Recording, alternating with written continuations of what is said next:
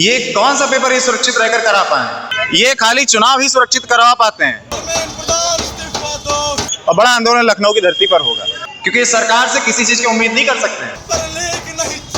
देखिए, फीस वापस करके क्योंकि एहसान नहीं कर रहा है। आज कई बच्चे इस कागार पे आ गए हैं कि वो आत्महत्या करने की सोच रहे हैं। पेपर यही करा रहे हैं, इनके बस का कुछ नहीं रहा है। ना ये सरकार चला पा रहे हैं ढंग से, ना ही कोई शिक्षा व्यवस्था दे पा रहे हैं। जिन बच्चों का पेपर लीक हुआ है, पेपर तो लीक हो गया, अभी कहा जा रहा है कि उनकी फीस वापस कर दी जाएगी, लेकिन क्या फीस वापस? जी देखिए, सबसे पहली चीज ये देखिए, फीस वापस करके क्योंकि एहसान नहीं कर रहा है। और जो बच्चे का समय गया है, जो उनको एकदम मेंटली जो उनको डिस्टर्बेंस हुआ है, जो तकलीफ हुई, उसका क्या? आज कई बच्चे इस कागार पे आ गए हैं कि वो आत्महत्या करने की सोच रहे हैं। अगर कोई बच्चा ऐसा कर लेता है, सरकार क्या उस माँ बाप को उनके बच्चे को वापस कर पाएगी? ये कौन सा पेपर ये सुरक्षित रहकर करा पाए?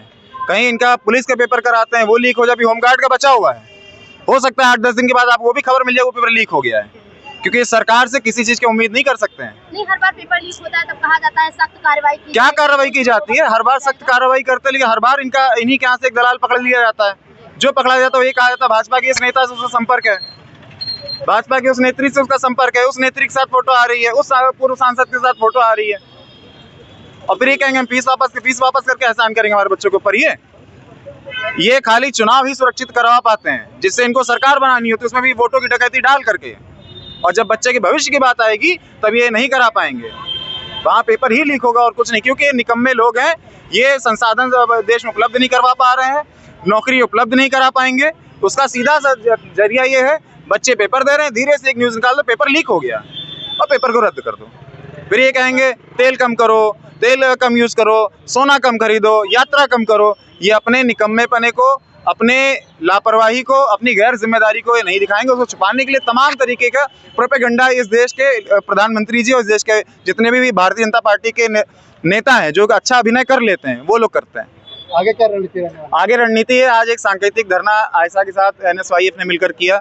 BSF से हमारे भाई वरुण आजाद जी आए, हम लोगों ने सबने मिलकर किया। लेकिन अभी हम लोग बड़ा आंदोलन 1 से 2 दिन के अंदर करने की तैयारी में है, और बड़ा आंदोलन लखनऊ की धरती पर होगा, और कोई इसमें उग्रता नहीं है, केवल शांतिपूर्ण प्रदर्शन वो भी होगा। हम अपना संदेश इस भारत की सरकार तक पहुंचाएंगे कि देश का युवा शांत बैठने वाला नहीं है।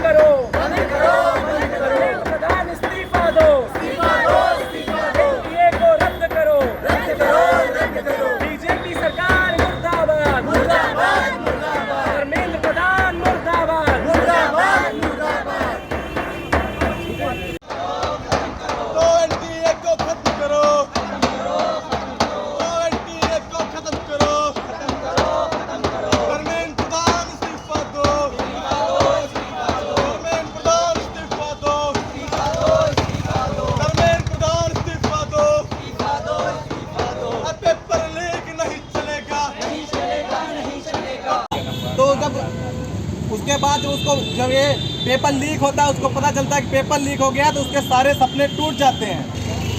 ये है, ये हमेशा पेपर लीक हो रही है, तो हमारी इनसे साफ साफ ये मांग है कि इसको रद्द किया जाए और कोई दूसरी एजेंसी लाई जाए। और जो हमारे धर्मेंद्र है, ये एक सोचने का विषय है कि पेपर यही करा रहे हैं, इनके बस का कुछ नहीं रहा है। ना ये सरकार चला पा रहे हैं ढंग से, ना ही कोई शिक्षा व्यवस्था दे पा रहे हैं, ना ही ये पेपर करा पा रहे हैं। और अपनी छाती सीना चौड़ा करके कहेंगे कि हम 56 इंच का सीना है। अगर आप ये वीडियो YouTube पर देख रहे हैं तो हमारे चैनल को सब्सक्राइब करें और बेल आइकन को दबाना ना भूलें। अगर आप Facebook पर ये वीडियो देख रहे हैं तो हमारे पेज को लाइक करें।